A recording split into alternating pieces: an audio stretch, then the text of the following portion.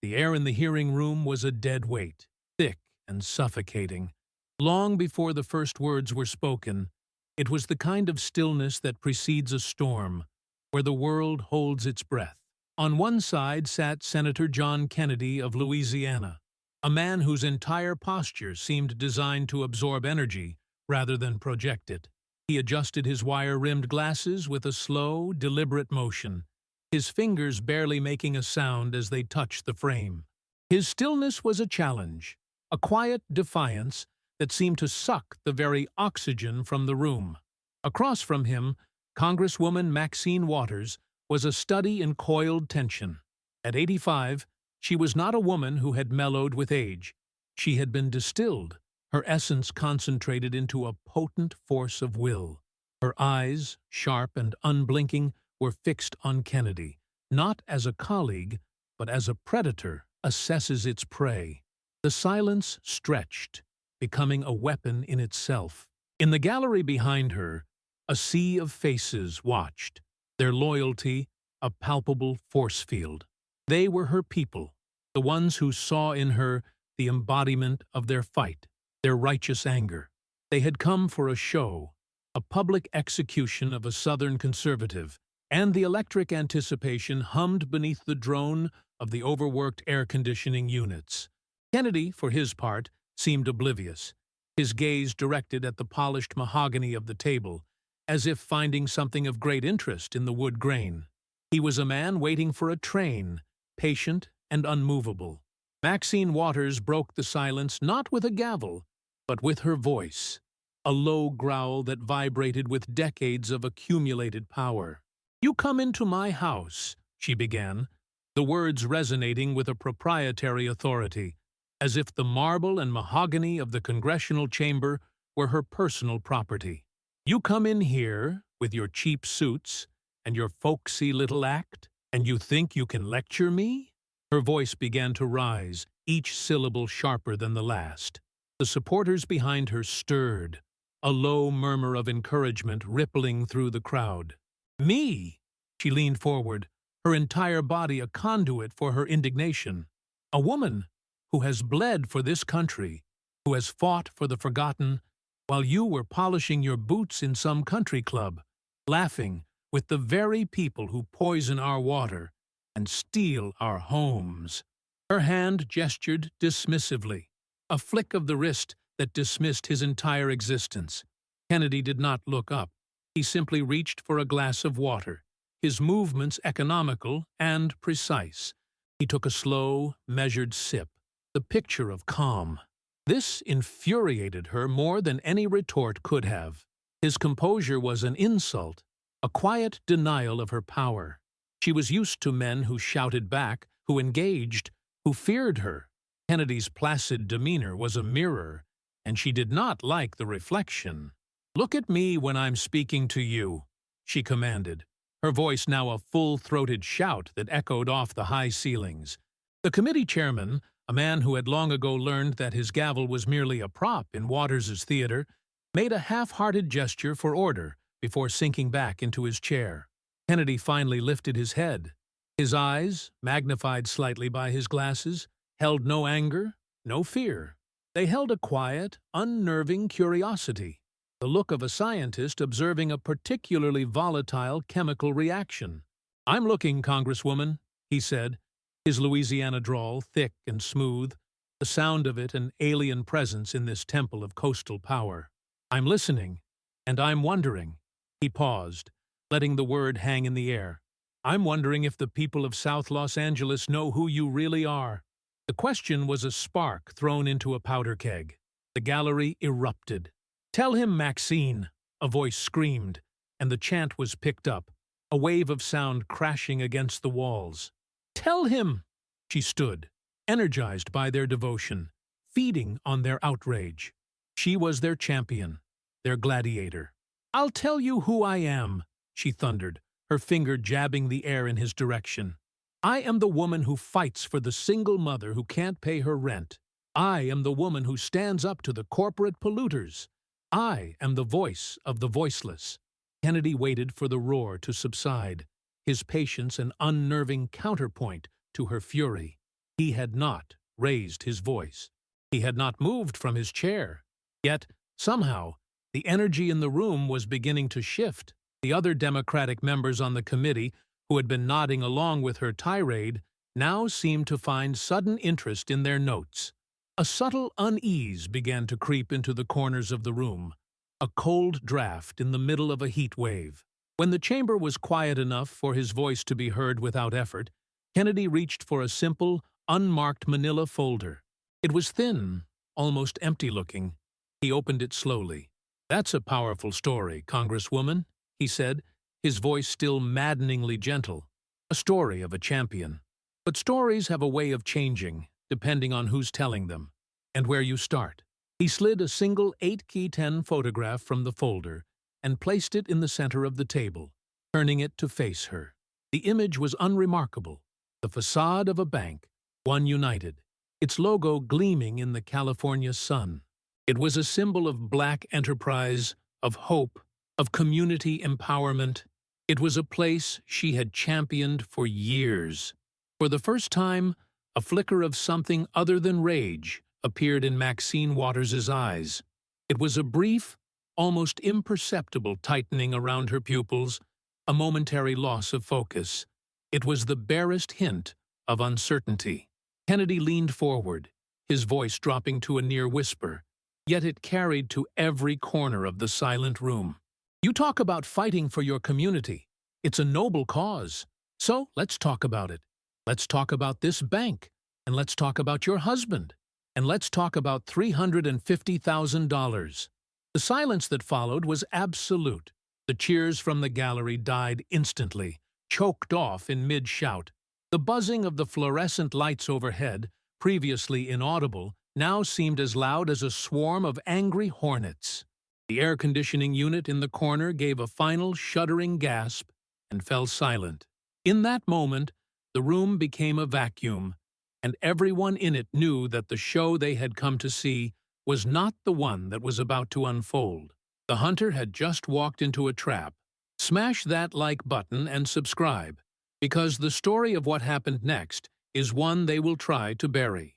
The foundation of a political empire was about to crack, and the sound would echo from the halls of Congress to the streets of South Los Angeles.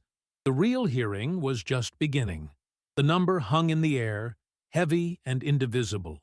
$350,000. It was an anchor, pulling the entire room down into a new, suffocating depth. Maxine Waters stood frozen, her body locked in the posture of attack, her finger still pointing. But the accusation in her gesture had curdled into something else. The fire in her eyes, which had burned so brightly just moments before, was now a guttering flame, smoke and shadow replacing the righteous heat. Her supporters in the gallery were a sea of confused faces, their cheers dead on their lips. They had come to witness a lioness defend her territory, not to see her cornered. The script had been flipped with a single sentence, and they didn't know their lines anymore. A frantic aide, a young man whose ambition was etched on his face, rushed to her side, his mouth a flurry of whispered urgencies. "Congresswoman, we need to object. Procedural violation. Call a recess." She waved him away with a weak, unfocused gesture, her eyes still locked on the photograph of the bank. It was as if the building itself was accusing her. The chairman, sensing the shift, tapped his gavel, not with the frantic energy of before, but with a newfound, tentative authority. "Senator Kennedy," he said, his voice cautious, "please proceed with your line of questioning. Congresswoman Waters, please take your seat." The command to sit was the ultimate indignity. She was not a student to be reprimanded. She was the chairwoman emeritus, the queen of this domain. But her legs, suddenly feeling the full weight of her 85 years, trembled beneath her. The rage that had sustained her was being replaced by a cold, creeping dread that sapped her strength. She sank into her chair, the movement not one of compliance, but of collapse. The act of sitting was a concession, a visual surrender that sent a ripple of shock through the room. Kennedy, meanwhile, showed no sign of triumph. He was an undertaker, his work somber and necessary. He arranged his papers with meticulous care, a stark contrast to the scattered mess Waters had made earlier. "Let's set the scene, shall we?" he began, his voice calm and pedagogical, as if addressing a university class. "The year is 2008. The world is on fire. Lehman Brothers has collapsed. Wall Street is in a state of panic. The American dream is turning into a global nightmare." The projector screen behind him, previously dark, flickered to life. It displayed a simple, brutal headline from a 2008 newspaper. "Financial crisis deepens. Banks on the brink." Kennedy used a laser pointer, its red dot a precise surgical instrument. In the midst of this chaos, a small bank in Los Angeles, One United, is facing its own apocalypse. The bank had invested heavily in the stock of Fannie Mae and Freddie Mac. When the federal government was forced to take over those entities to prevent a systemic collapse, the value of that stock was, and I quote an internal audit, all but wiped out. Waters flinched, as if the red dot of the laser was pointed at her. She remembered the phone calls, the panicked voices, the dawning horror of it all. But it was a private horror, a family crisis. It was not meant for this room, for this public dissection. "This is irrelevant," she managed to say, but her voice was thin, reedy, a pale imitation of its earlier power. "We are here to discuss banking ethics on a national level, not the history of one small institution." Her protest was met with silence. Her colleagues on the dais avoided her gaze, their faces impassive masks. They were politicians. They knew the smell of blood in the water, and they were backing away from the scent. "Oh, but it is relevant, Congresswoman," Kennedy countered, his politeness more cutting than any insult, "because this one small institution became a matter of national importance, thanks to you." He clicked to the next slide. It was a name and a photograph. Sidney Williams, a distinguished-looking man in his late 80s. "Your husband," Kennedy stated, the words simple and devastating. "A former board member of One United Bank. And, in September of 2008, the owner of a significant block of its stock that was, in a matter of days, about to be worth less than the paper it was printed on." A gasp went through the gallery. The betrayal was beginning to take shape. This wasn't about policy. It was about money. Her money.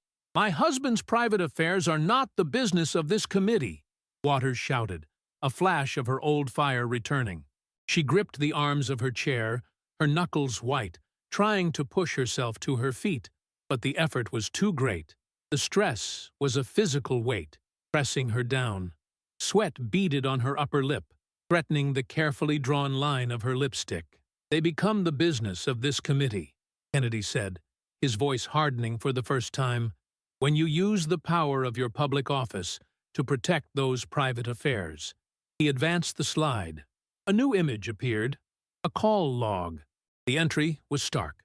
Date, September 9th, 2008. Caller, Reporter Maxine Waters. Recipient, Treasury Secretary Henry Paulson. The room was utterly still. This was the sanctum of power, and she had just been accused of using its most sacred levers for personal gain. "You personally called the Treasury Secretary," Kennedy narrated, the red dot of the laser circling the entry.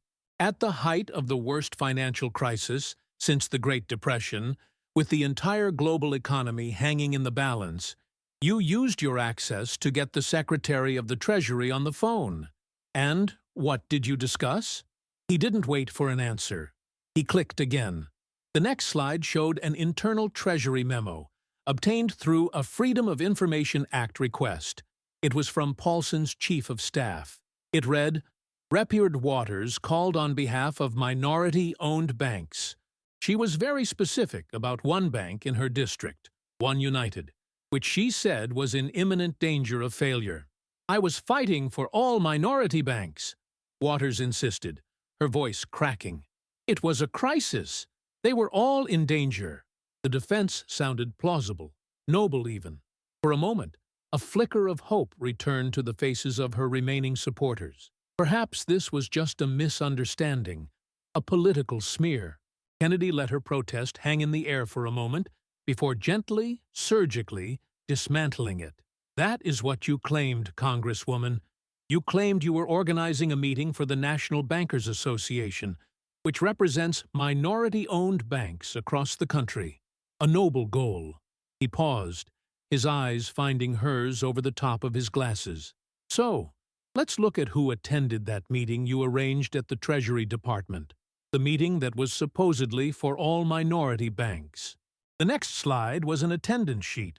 The heading was Meeting with Treasury Officials, September 12, 2008. Below it was a list of names. Every single one was an executive from One United Bank. No one from Broadway Federal Bank was there, Kennedy said, his voice a low, damning litany. No one from Carver Federal Savings. No one from any other minority bank in the country. They weren't even told the meeting was happening. It was a meeting for one bank.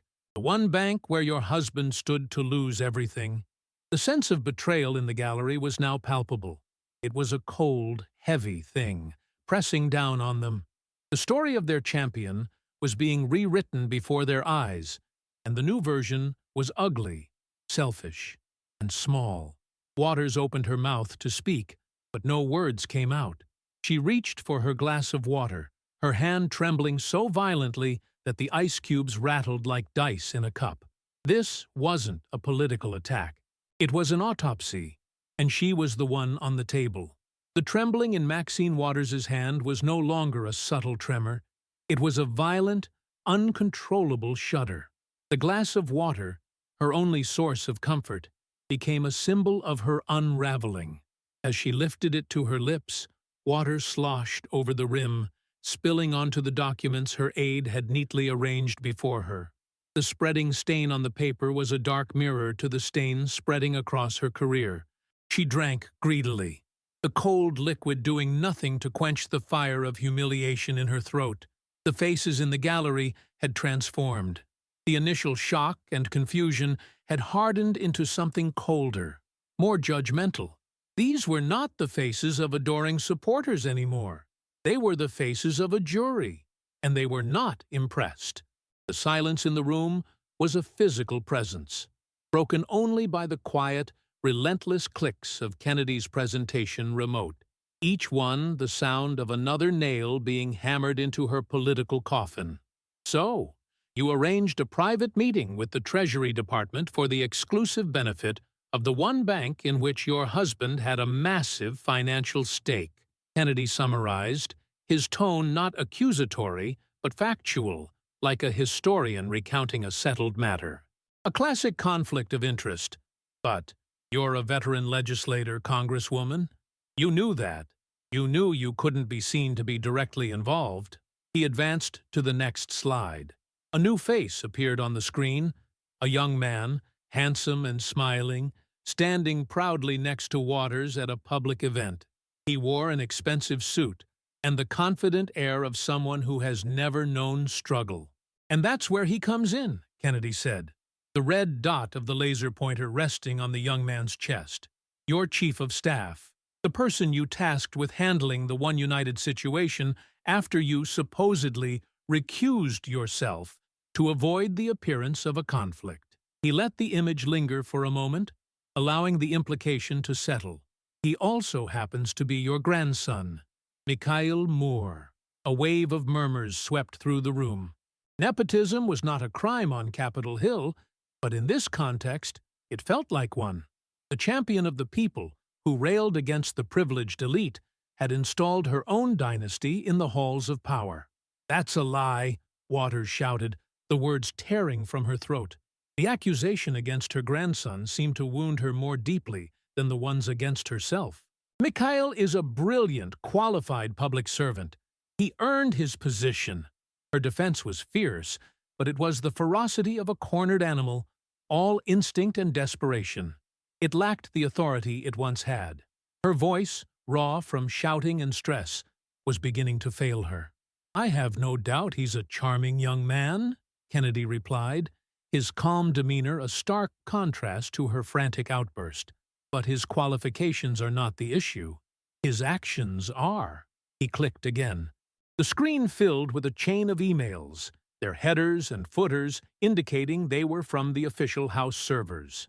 While you were claiming to have stepped away, your grandson, your chief of staff, was waging a relentless campaign on behalf of One United. He was organizing calls, drafting memos, pressuring Treasury officials, all from inside your congressional office. He was doing the very work you knew you couldn't do yourself. Kennedy picked up a thick-bound document from his desk. It was emblazoned with the seal of the U.S. House of Representatives. "This," he said, holding it up for all to see, "is the final report from the House Ethics Committee's investigation into this matter, an investigation that you, for years, have claimed cleared you." Waters stared at the report as if it were a venomous snake. She had spent years spinning the outcome of that investigation, framing it as a complete exoneration, a political witch hunt that had come up empty. Now, the report itself was here, a physical refutation of her narrative. "It did clear me," she insisted, her voice taking on a pleading tone that was utterly foreign to her. "It found no wrongdoing on my part." "Did it?" Kennedy asked softly. He didn't need to raise his voice. The words on the page were about to do the work for him. He opened the report to a bookmarked page, the camera zooming in on the projector screen to show the highlighted text. "Let's read the committee's actual findings, shall we?" Quote, "The committee concludes that Representative Waters' actions and the actions of her chief of staff created at the very least the appearance that she was using her position for her husband's private financial benefit." He looked up, letting the words sink in. "The appearance of corruption. A finding the committee does not make lightly." He continued reading. Quote, "The committee finds that Mr. Moore, acting as Representative Waters' chief of staff, took actions on behalf of One United when he knew, or should have known, of the Congresswoman's personal financial interest in the bank's survival." He flipped to another page. "And what was the result of this finding? You were not cleared, Congresswoman. Your grandson, your chief of staff, was issued a formal letter of reproval. He was officially reprimanded by the House of Representatives for unethical conduct, for using your office to enrich your family." The revelation was stunning. It wasn't just an accusation. It was a formal, documented sanction. Her grandson, the brilliant public servant, had been officially branded as corrupt. Suddenly, a commotion erupted near the back of the gallery. A man, elderly and frail but with a face set in lines of grim determination, was pushing his way through the crowd, heading for the exit. Reporters, smelling a new angle, swarmed around him, their cameras flashing. Waters' head snapped toward the disturbance, and her face, already pale, turned ashen. A look of pure, unadulterated panic crossed her features. "Sidney," she whispered, the name a faint, desperate plea. It was her husband. Sidney Williams, the man at the center of the scandal, was fleeing the room. His face was a mask of fury and shame. He shoved past the reporters, his movements stiff and angry. "Mr. Williams, did you profit from the bailout?" one journalist shouted. "Was your wife acting on your behalf?" He ignored them, his eyes fixed on the exit door, his only goal to escape the public humiliation. But his flight was more damning than any testimony. The image of the husband, escaping the scene while his wife faced the music for a scandal that enriched him, was brutal. It was an admission of guilt, played out on live television. Waters watched him go, her face crumbling. The carefully constructed facade of the powerful, untouchable matriarch shattered, revealing the terrified wife within. "Sidney!" she called out, her voice weak and lost in the noise. But he was gone. The doors swung shut behind him, leaving her utterly, completely alone in the center of the storm he had helped create. The image of Sidney Williams's back as he fled the hearing room was an indelible stain, a visual confirmation of everything Kennedy had implied. His escape was a confession. Maxine Waters' shoulders slumped, the fight draining out of her in a visible wave. The departure of her husband was not just a personal blow. It was a strategic catastrophe. It was the co-conspirator abandoning the scene, leaving her to face the prosecutors alone. The energy she had drawn from her anger, from her sense of righteous indignation, was gone, replaced by the cold, heavy reality of her predicament. The room, which had been buzzing with the commotion of her husband's exit, fell silent once more as Kennedy, ever patient, waited for the focus to return to him. He had not orchestrated Sidney's appearance or his flight, but he understood its power. He let the image of Waters' crumbling face, her look of utter abandonment, linger in the minds of everyone watching before he delivered the next blow. He was not just a prosecutor, he was a master of dramatic timing. "One United Bank," Kennedy resumed, his voice retaining its somber evidentiary tone, ultimately received $12 million in federal bailout funds under the Troubled Asset Relief Program, or TARP. Not the $50 million they had lobbied for, but enough to survive. Enough to ensure that your husband's stock, which had been on the verge of becoming worthless, was saved. He clicked to a new slide. It was a stark, two-column list. On the left, under a green heading labeled Saved, was a single entry, One United Bank. On the right, under a red heading labeled Failed, was a list of other banks: Broadway Federal Bank, Carver Federal Savings Bank, United Bank of Philadelphia. These were also minority-owned banks, Kennedy said, his voice low and heavy with meaning. They also served communities of color. They also faced collapse during the 2008 crisis. But they had a problem. They didn't have a powerful congresswoman with a direct financial stake making personal calls to the Treasury Secretary on their behalf. They didn't have the chief of staff of a senior committee member, her grandson, running a shadow lobbying campaign for them. So they got nothing. They were left to die. The moral weight of the accusation was crushing. It reframed the narrative entirely. This was no longer just about self-enrichment. It was about who she chose to save and who she allowed to fail. She had saved her own, and in doing so, had condemned others just as deserving. "I was trying to help everyone," she protested, but the words were a hollow echo of her earlier declarations. They were the reflexive, meaningless defense of the guilty. Her supporters, the few who remained, looked at the list of failed banks, their own sense of betrayal deepening. These were names they recognized, institutions in communities like their own. They were beginning to understand that her fight was not their fight. Waters looked defeated, a relic of a bygone era of power, her face a mask of exhaustion and despair. Her wig, which had been perfectly coiffed, had shifted slightly during her earlier outbursts, and she reached up with a trembling hand to adjust it. The gesture was small, almost pathetic, a moment of vanity in the midst of total ruin. It was the gesture of a woman who knew she was being watched, judged, and found wanting, and was trying, feebly, to hold on to the last vestiges of her composure.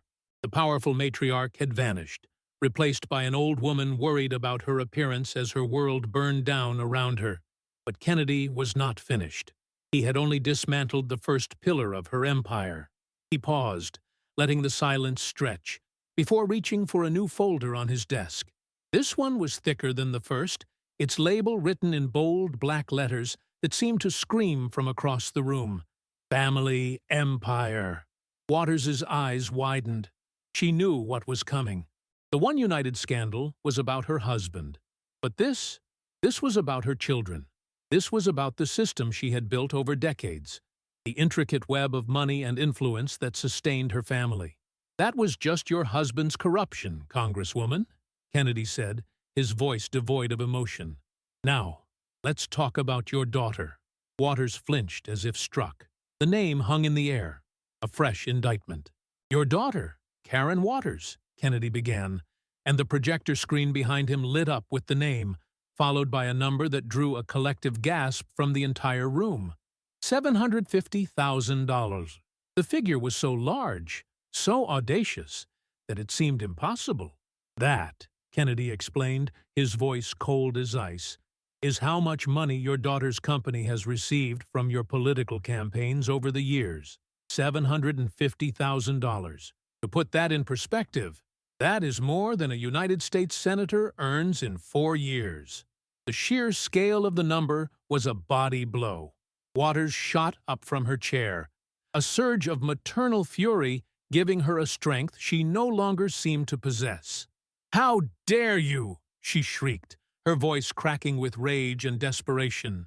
"You leave my children out of this. My daughter runs a legitimate business. She earned every single penny." In her rage, she grabbed the new glass of water her aide had provided and hurled it, not at Kennedy, but at the screen, at the number that was destroying her family.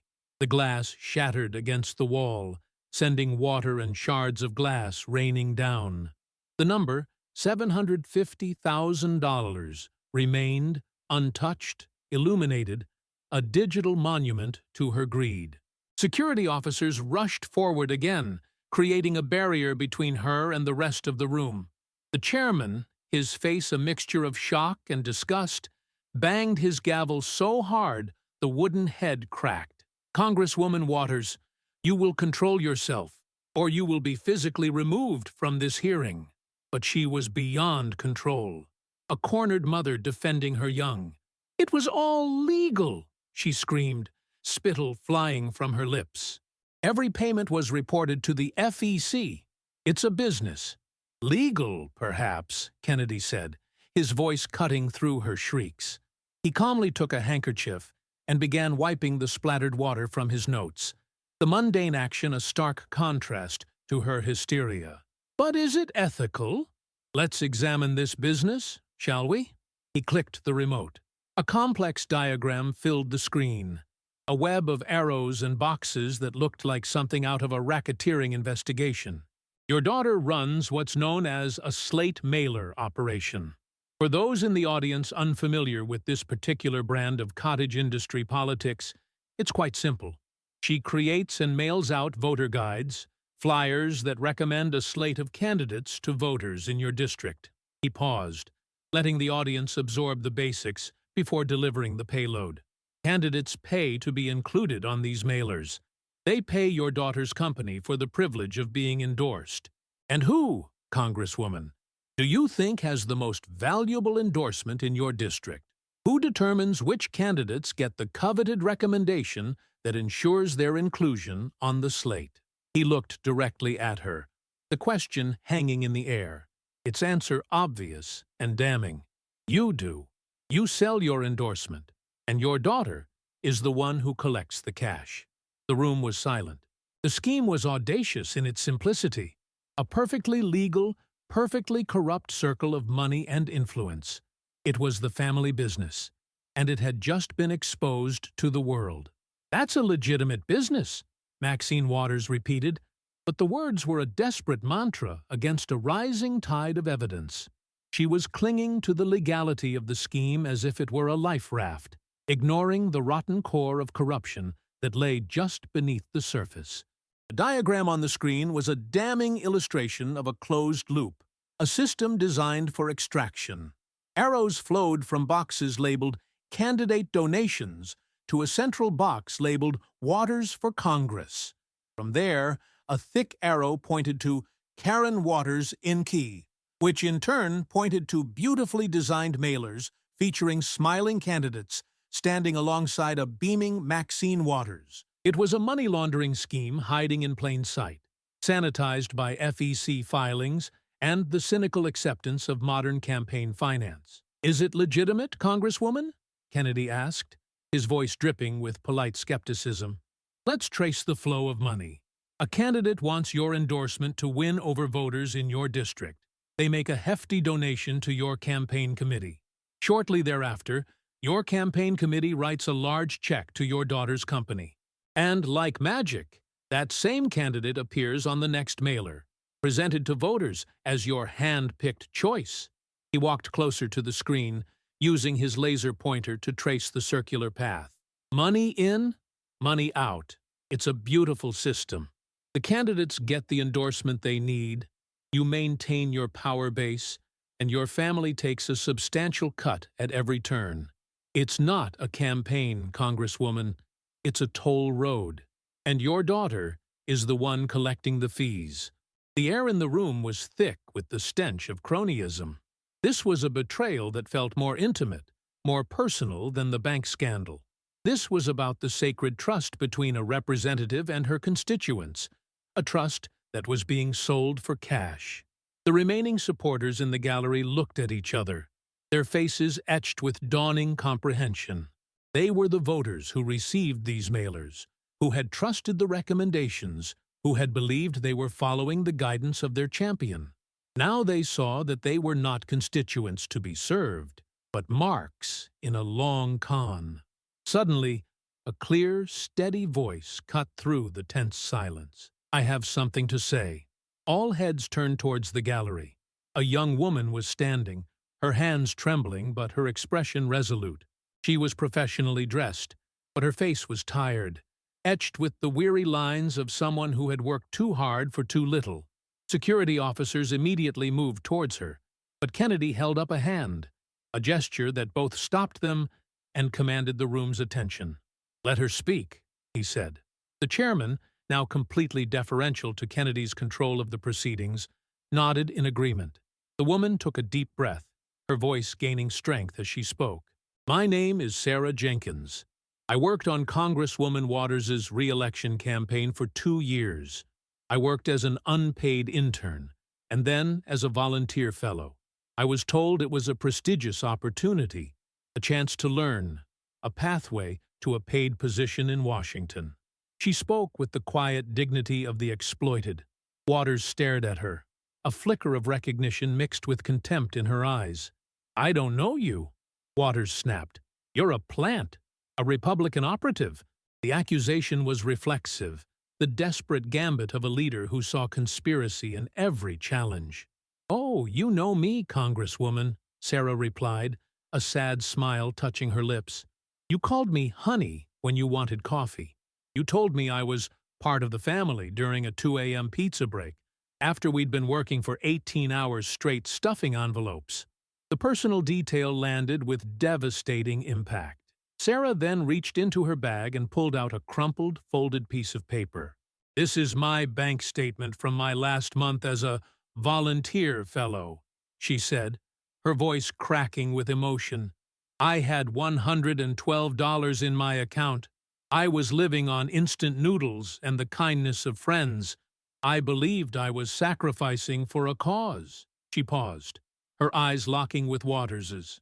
"That same month, according to the FEC filings you're so proud of, your campaign paid your daughter, Karen Waters, $45,000 for mailer services." The contrast was brutal. The unpaid volunteer with $100 to her name versus the daughter pocketing $45,000 in a single month. The room was silent, the collective weight of the injustice pressing down on everyone. The young woman's testimony had given a human face to the numbers on the screen. This wasn't just about abstract figures. It was about the exploitation of true believers. "She's lying," Waters screamed, pointing a shaking finger at Sarah. "I gave her an opportunity. I mentored her." The denial was unconvincing, even to her. Emboldened by Sarah's courage, another voice called out from the gallery. "She's not lying. I worked 80-hour weeks for free during the last cycle." Another voice joined in. An older woman. "My daughter did too. She had to move back home because she couldn't afford rent, all while she was told she was paying her dues. We didn't know she was paying for Karen Waters's new car." The gallery, once a source of strength for Waters, had become a chorus of the disillusioned. The people she had taken for granted were finding their voice, and they were telling a story of neglect and exploitation. "Security!" Waters shrieked, her voice hoarse. "Get them out of here! They're all liars! Republican plants!" But the security officers hesitated, looking to the chairman, who simply shook his head. The narrative was no longer hers to control. Kennedy stood by, a silent observer, letting the voices of her own people dismantle her. He had set the fire, and now he was watching it consume her, fueled by the very people she had claimed to champion. The family empire was not just corrupt, it was parasitic, feeding on the idealism of the young and the loyalty of the faithful. The dam of silence had broken. The scattered voices of protest from the gallery began to swell into a unified chorus of disillusionment. These were not Republican operatives. Their pain was too raw, their sense of betrayal too personal. They were the true believers, the foot soldiers of her political army, who had just discovered the cause they sacrificed for was a lie. Maxine Waters, who had for decades drawn strength from the roar of a crowd, now seemed to shrink from it. She covered her ears in a gesture that was both childish and deeply revealing, a desperate attempt to block out the truth she had spent a lifetime ignoring. The sound of her own people turning against her was a torment far greater than any accusation from a political rival. Kennedy let the moment hang, allowing the full weight of the betrayal to settle over the room. He had exposed the financial mechanics of the scheme. These witnesses had exposed its human cost. It was a powerful combination. When he spoke again, his voice was quiet, but it cut through the noise like a surgeon's scalpel. "Let's continue down the family payroll, shall we?" he said, turning back to his presentation. The screen, which still showed the damning diagram of the slate mailer operation, now transitioned to a new slide. It was the same photo from before. Her grandson, Mikhail Moore, smiling by her side. "We've already discussed your grandson's role in the One United scandal," Kennedy continued, "and how his unethical actions earned him an official reprimand from the House Ethics Committee. But let's talk about his position itself. Chief of Staff, at the age of 32. He let the fact sink in. One of the most powerful staff positions on Capitol Hill, a role typically reserved for individuals with decades of policy and management experience. And what salary comes with such a prestigious, high-pressure job?" He clicked the remote. A number appeared next to Mikhail's photo. $174,000 per year. The figure, the maximum allowable salary for a House staffer, was met with a low groan from the gallery. It was another splash of salt in the wound for the unpaid interns and volunteers. "Nepotism!" someone shouted from the back, the word echoing in the chamber. Kennedy gave a slight, acknowledging nod. "Technically, no," he corrected, his precision making the truth even more damning. "The House anti-nepotism rules, conveniently, do not apply to grandchildren. A loophole you were more than happy to exploit. You hired your own grandson, placing him in a position of immense public trust over hundreds, perhaps thousands, of more qualified candidates." "He was the most qualified," Waters protested, but her voice was weak, lost in the tide of evidence. "He has a law degree. He understands the district." "What he understood," Kennedy countered, his voice sharp, "was the family business. And what did he do with that taxpayer-funded position of power? We already know. He used it to violate ethics rules to protect your husband's personal investments. He was not a public servant, Congresswoman. He was an enabler, a key cog in the machine you built to enrich your own family." The word lynching, which she had screamed in the reference script, felt inappropriate here. Instead, she chose a different, equally desperate deflection. "This is a sexist attack," she yelled, her voice cracking. "You're doing this because I am a powerful woman who is not afraid to stand up to men like you. You wouldn't be doing this to a man." The accusation was met with a weary silence. The gender card, so often a valid shield against legitimate bias, here felt like a desperate, cynical ploy. It was the last refuge of a scoundrel who had run out of logical defenses. Kennedy looked at her with something approaching pity. "Congresswoman," he said, his voice softening, "examining documented evidence of financial misconduct is not sexism. It's accountability. Corruption doesn't have a gender." He moved on, relentless. "But the family payroll doesn't end there." A new slide appeared, a simple list of names and payments. "Your son, Edward Waters, paid over $30,000 from your campaign for consulting services. What, precisely, did he consult on? The official records are conveniently vague. Another name appeared. Your nephew. Another $25,000. For what? The records simply say, community outreach. The numbers kept coming. A steady drumbeat of familial enrichment. Each one was a small drop, but together they formed a flood.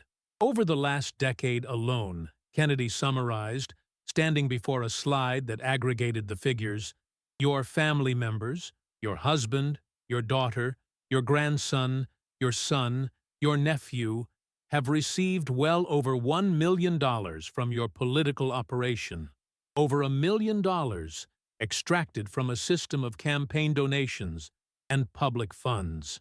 He paused, letting the staggering total hang in the air.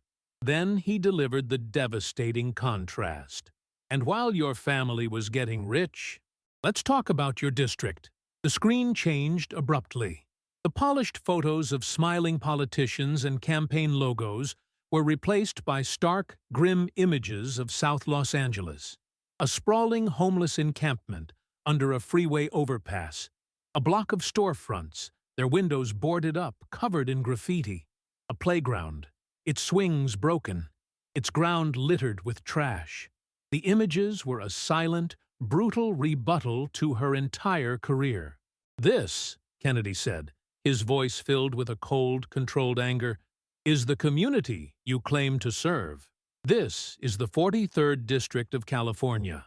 While your family was cashing checks for over $1 million, the poverty rate in your district climbed by 3%.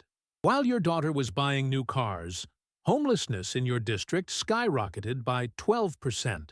While your grandson was drawing a six-figure salary, the businesses on Crenshaw Boulevard were shutting their doors. He looked directly at her, his gaze piercing.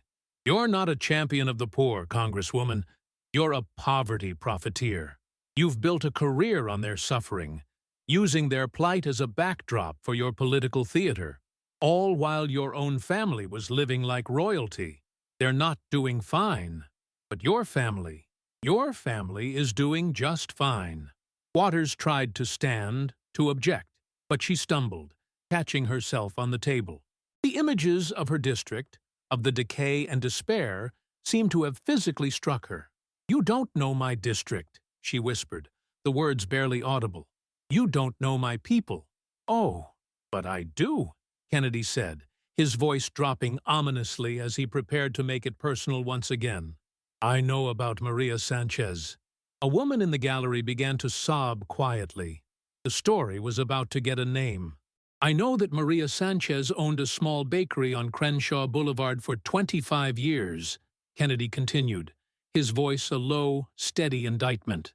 The woman in the gallery, who had been sobbing quietly, now looked up, her face a mask of grief.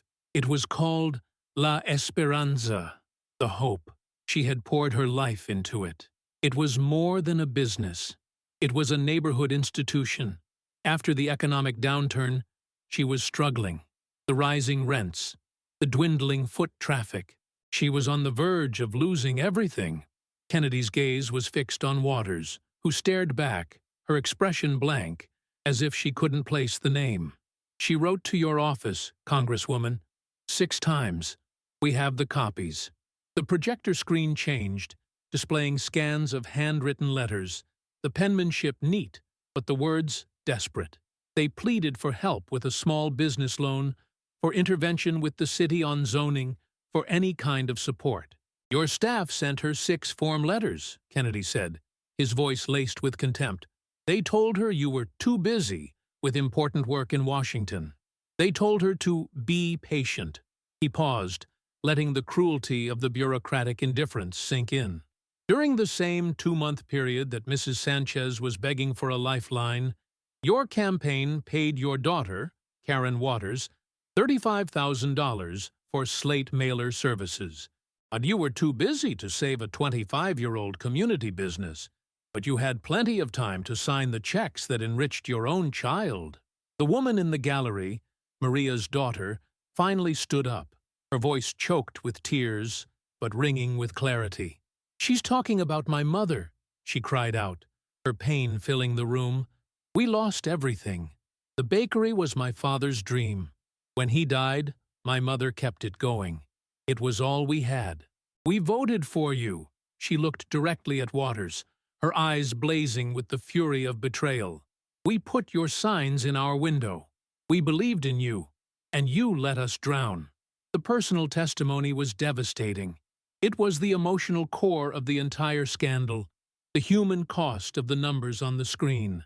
The committee room was descending into chaos. The few remaining Waters supporters were now her most vocal critics, shouting their own stories of neglect and abandonment. 35 years, an elderly man yelled, his voice trembling with rage. "I have voted for you in every single election for 35 years. And for what? So your family could get rich while my neighborhood turned into a slum?" Waters covered her ears again, rocking back and forth. "Stop it," she whimpered.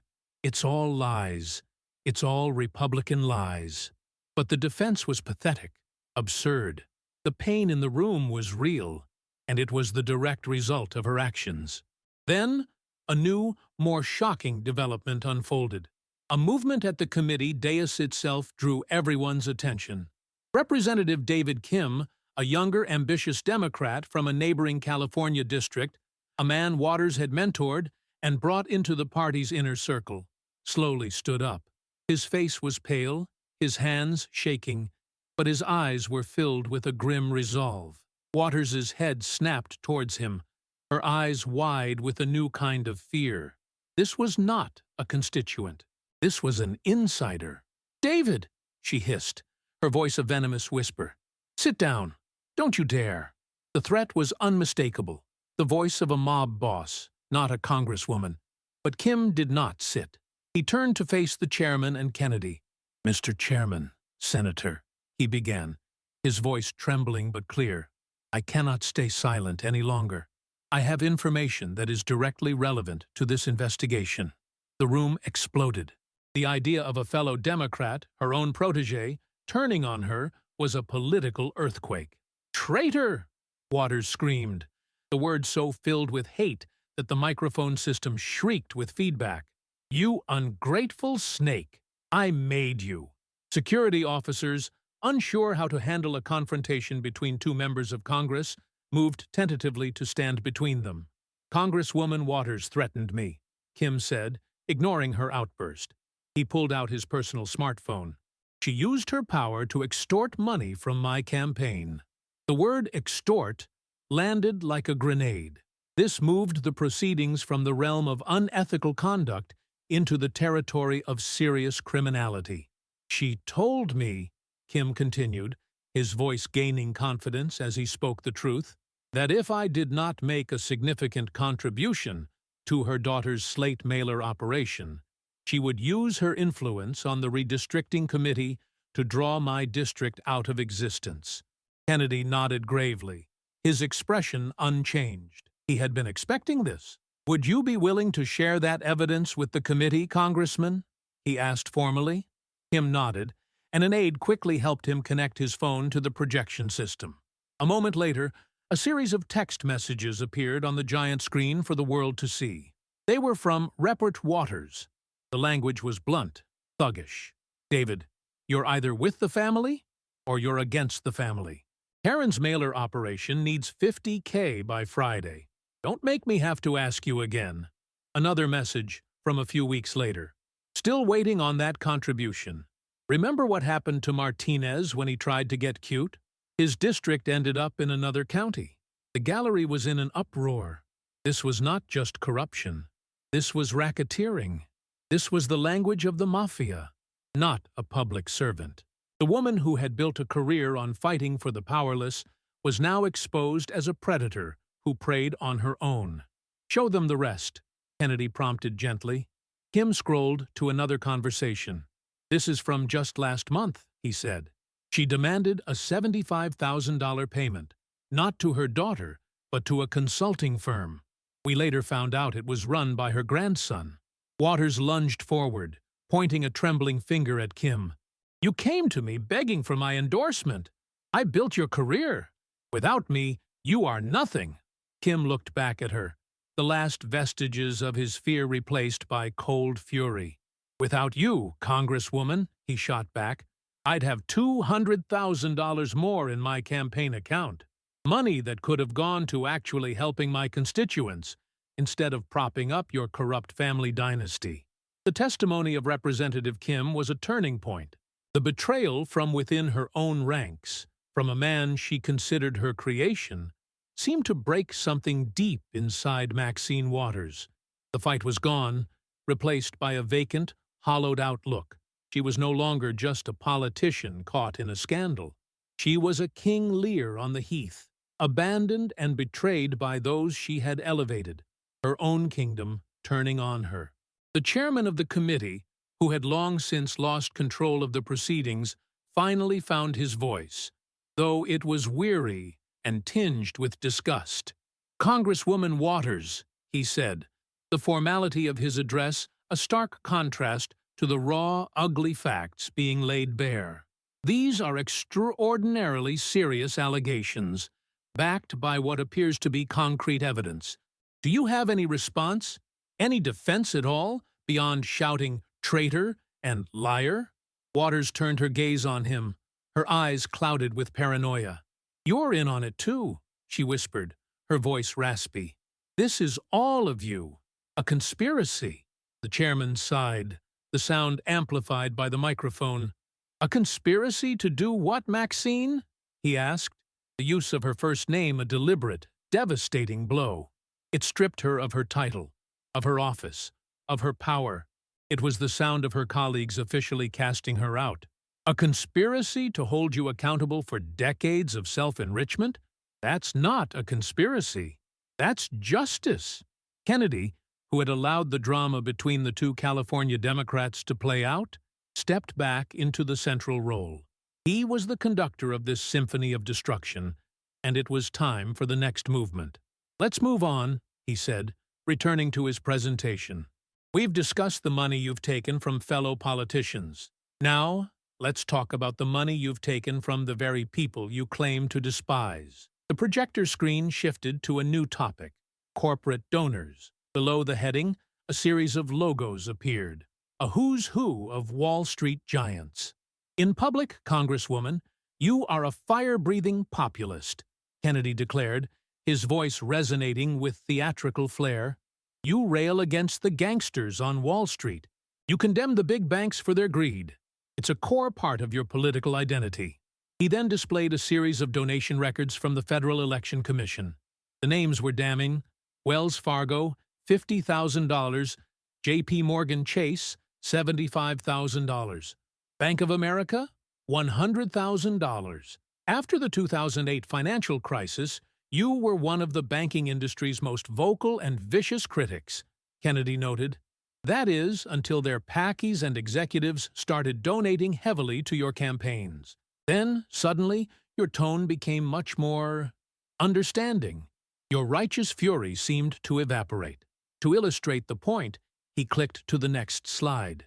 It was a photograph, clearly taken at a private, high-end event.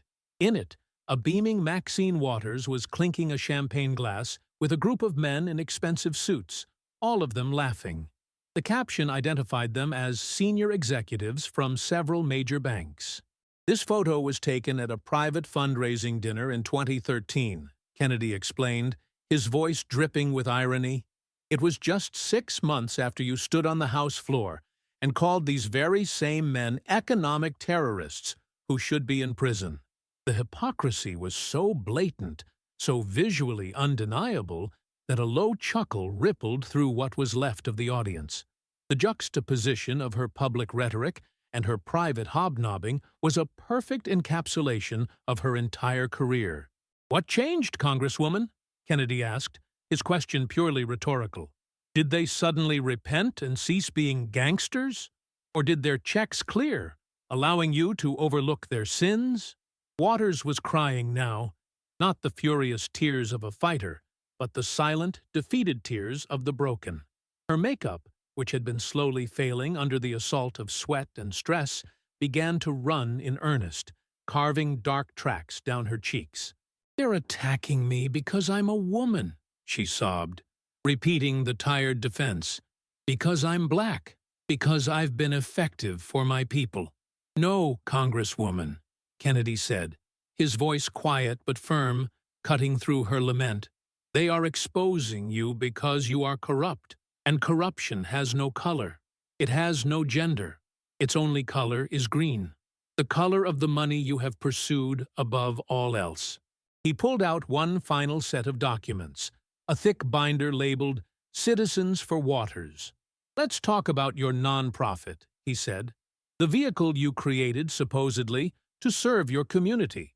A charitable organization designed to provide job training and assistance to the people of South Los Angeles.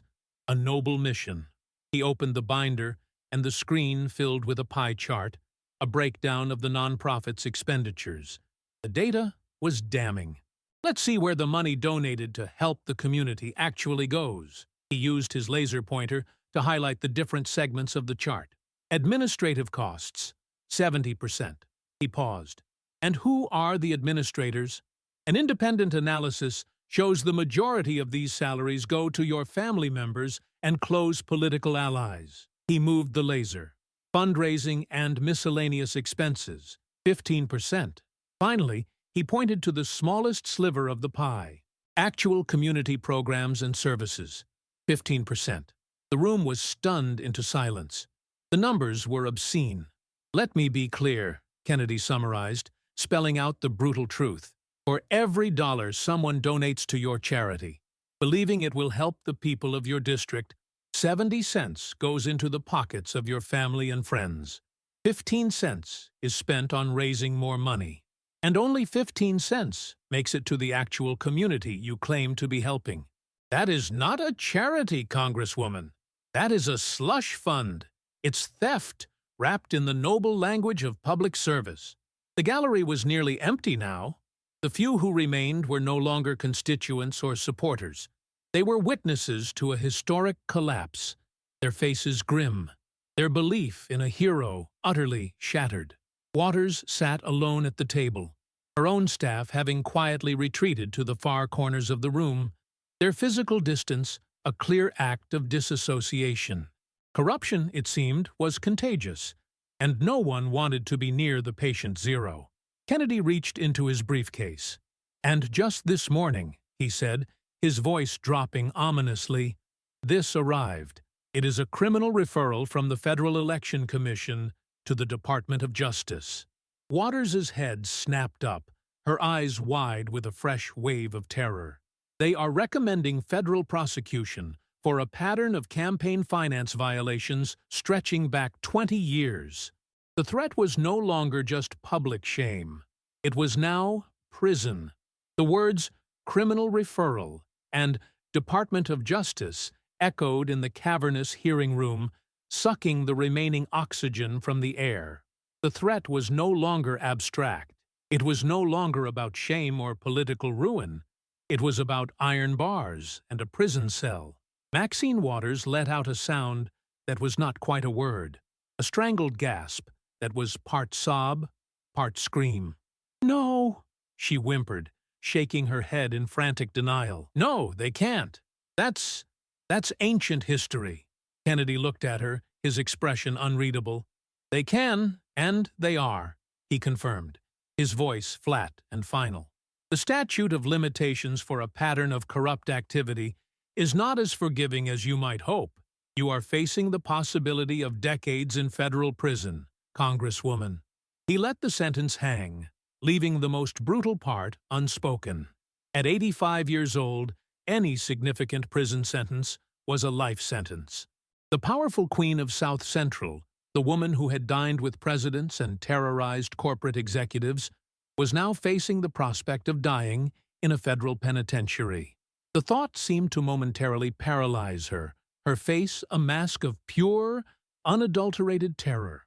But Kennedy was not there to offer comfort. He was there to complete the autopsy. He gestured to the committee aides, who moved with practiced efficiency, unveiling 4 large posters that had been leaning against the wall. They were simple, stark, and devastating.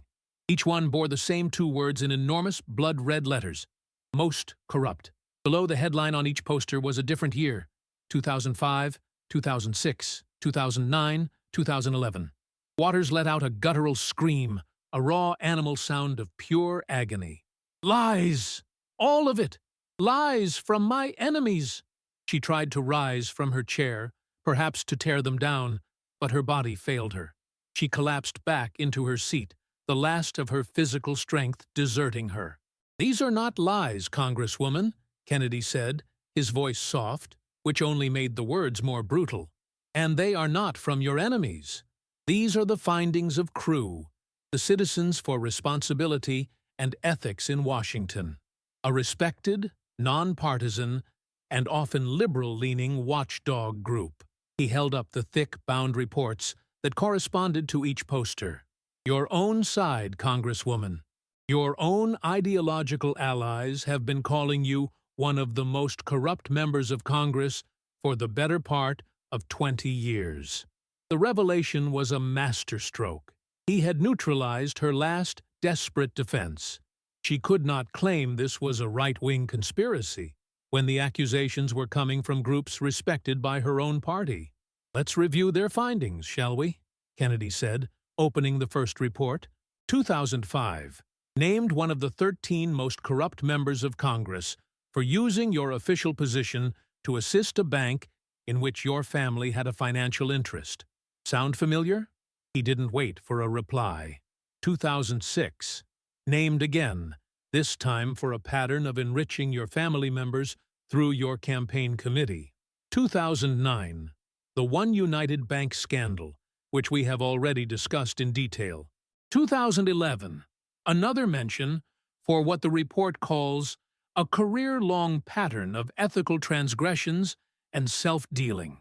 He looked up from the reports and directly at her. 4 times, Congresswoman. 4 separate times. A respected ethics watchdog declared you to be one of the most corrupt politicians in America. It's almost a record. Democrats and Republicans united in their recognition of your boundless greed. As he spoke, a new figure rose slowly from the nearly empty gallery. He was an elderly African-American man, leaning heavily on a wooden cane. He wore a simple suit, but on his lapel was a small, faded pin, instantly recognizable to those who knew their history. The emblem of the Student Nonviolent Coordinating Committee. He moved with the slow, deliberate grace of a man who had walked many long, hard miles. "I marched in Selma," he said, his voice not loud, but carrying the immense weight of history. It cut through the room, silencing all other noise. "I was there on the bridge with John Lewis. I took the blows from the state troopers. I bled on that pavement for the right to vote, for the right to have a voice."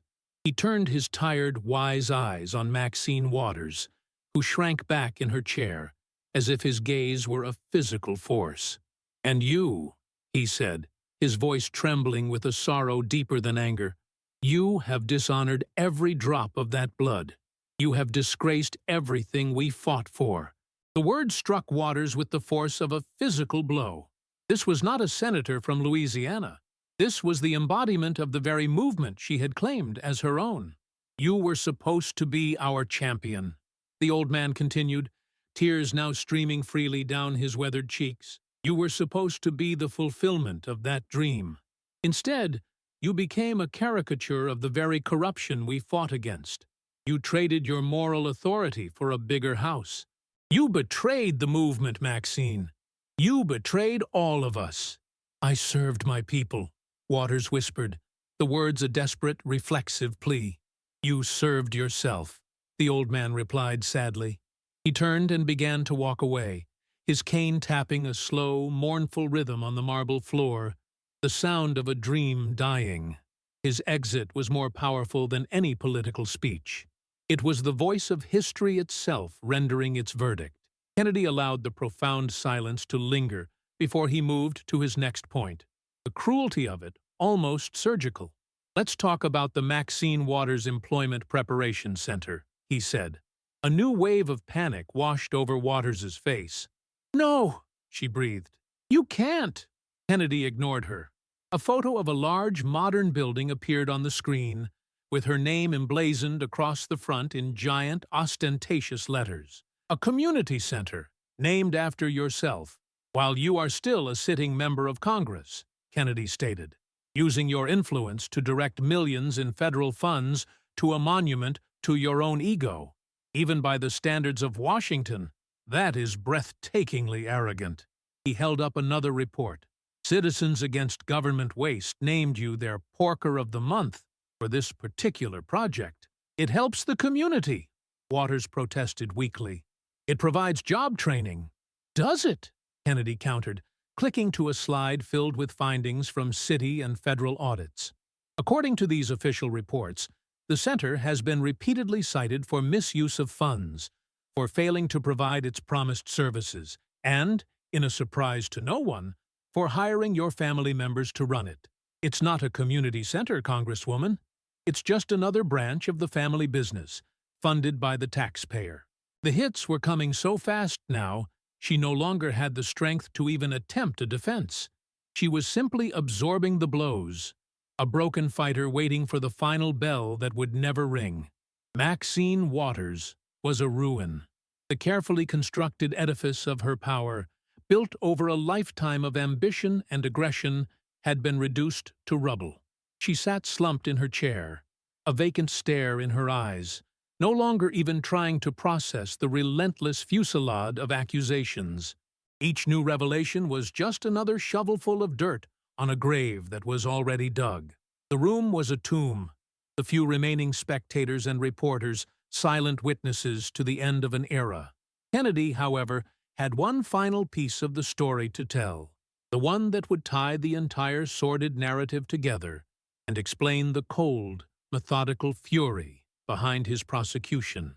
You've spent this entire hearing screaming about racism and political persecution, he said, his voice dropping to a near whisper, yet carrying an intensity that made it feel like a shout. You've asked why I, a senator from Louisiana, would be so interested in the dealings of a congresswoman from California. Let me tell you why this is personal. He pulled out one last photograph. It was not of a politician or a bank. It was a small, unassuming building with a hand-painted sign that read, Dream Community Bank. A larger, starker sign was plastered over the front door, permanently closed. This was a black-owned community bank in the lower 9th Ward of New Orleans, Kennedy said, his voice thick with an emotion he had until now kept carefully concealed. After Hurricane Katrina destroyed our city, this little bank was a beacon of hope. It was the financial heart of a community that had lost everything, a place where people were trying to piece their lives back together. They desperately needed capital to survive, to give out the small loans that would allow families to rebuild their homes and businesses. He looked directly at Waters, his eyes burning with a cold fire. They applied for the exact same TARP funds that One United received. They were a textbook case for what that program was designed to do. Their application was denied. He let the injustice of it hang in the silent room. Do you know why they were denied, Congresswoman? I have the Treasury Department's internal memos. They were denied because the limited funds allocated for at-risk minority institutions had already been earmarked for another bank, a bank that had a powerful sponsor in Congress. The funds that could have saved the Dream Community Bank, that could have helped rebuild thousands of lives in New Orleans, were diverted to save One United Bank in Los Angeles, the bank your husband had his money in, the bank you made the calls for. The story was a punch to the gut. It was the final devastating piece of the puzzle. Her greed had not just enriched her family, it had actively impoverished and destroyed the hopes of others, people who were arguably in far greater need. Those families, Kennedy continued, his voice barely a whisper but filled with a righteous fury. My constituents, people who had lost everything to the storm, lost what little they had left. They lost their savings. They lost their chance to rebuild. They lost their faith that their government would be there for them in their darkest hour. Also, your husband could protect his $350,000 investment. That Congresswoman, is why this is personal. You didn't just steal from your own community. You reached across the country and stole the last glimmer of hope from mine. Waters was sobbing openly now, her body shaking with deep, ragged breaths. The sound was agonizing, the noise of a soul that knows it is irrevocably damned. "No more," she whimpered, the words barely audible. "Please, no more." Kennedy looked at her for a long moment, his expression not of triumph, but of profound, sorrowful disgust. He slowly began to gather his papers, the rustling sound signaling the end. "We're done here," he said, his voice returning to its flat, evidentiary tone. "The evidence speaks for itself. Decades of corruption, a family enriched, and communities betrayed. The record is clear." He snapped his briefcase shut, the sound echoing like a gavel. "The committee has the evidence. The Department of Justice has its referral. Your own party is, as we speak, meeting to draft a resolution for your expulsion from Congress. Your career is over." He started to walk away, then paused at the door for his final verdict. "You had a choice. You could have been a hero. You could have honored the movement that gave you your start. Instead, you chose this. You chose greed. And now you must live with that choice." He left without a backward glance. The moment Kennedy departed, the spell was broken. The committee room erupted into a flurry of frantic activity. Aides rushed to their bosses, whispering urgent updates. The chairman banged his gavel, officially adjourning the hearing, his face a grim mask. But Maxine Waters did not move. She sat alone at the witness table, a solitary island in a sea of chaos. Her staff, the people who had built their careers in her shadow, were gone. They had slipped out during the final brutal revelations, their loyalty evaporating along with her power. Her phone, lying on the table, lit up with a relentless barrage of notifications, news alerts, social media meltdowns, text messages from allies officially cutting ties. She was trending worldwide, a pariah in real time. A junior committee aide, a young man who looked barely out of college, approached her cautiously. "Congresswoman," he said gently, "we need to clear the room." She looked up at him, her eyes vacant. "I can't feel my legs," she whispered, the admission the final surrender of her dignity. The aide, looking panicked, eventually returned with a wheelchair. The image was the final, brutal tableau of her fall. The once mighty Maxine Waters, her makeup a ruin, her wig askew, being wheeled out of the chamber that had been the source of her power for over 3 decades. In the hallway, she passed her own official portrait, taken years ago. The woman in the painting was fierce, idealistic, her eyes full of fire. The contrast with the broken woman in the wheelchair was absolute. The final indignity came in a text message she read as she was being wheeled towards a service elevator. It was from her husband, Sidney. "Don't come home. My lawyer will be in touch." 35 years in Congress, a 50-year marriage, all of it incinerated in a single afternoon. In the days that followed, the collapse was swift and total. The House voted overwhelmingly to expel her. The Department of Justice unsealed a multi-count indictment for racketeering, fraud, and conspiracy. Her children, facing their own legal jeopardy, refused to speak with her. She was alone, a ghost haunting the halls of her empty mansion, waiting for the inevitable. In Louisiana, Senator John Kennedy sat in his office, ignoring the deluge of media requests. "No interviews," he told his chief of staff. This was never about a political victory. He held up the photo of the failed Dream Community Bank. "Get me the staff director for the banking committee," he said. "I want to start drafting legislation to close the loopholes that allowed this to happen. Let's call it the Community Trust Act." His focus was not on the past, not on the woman he had destroyed, but on building a future where it could not happen again. The final scene was quiet, devoid of the drama of the hearing. 2 FBI agents, a man and a woman, knocked on her front door. She opened it herself, looking frail and ancient in a simple housecoat. There was no fight left. She turned and placed her hands behind her back, the gesture practiced, as if she had been rehearsing this moment in her mind. The click of the handcuffs was a small metallic sound, a quiet full stop at the end of a long and sordid sentence. Her reign had not ended with a bang, but with the quiet, pathetic whimper of justice, long delayed, finally arriving. If you believe that power must be held accountable and that no one should be above the law, smash that like button, subscribe to this channel, and share this story. Because the fight against corruption never ends, and the next Maxine Waters is always waiting in the wings.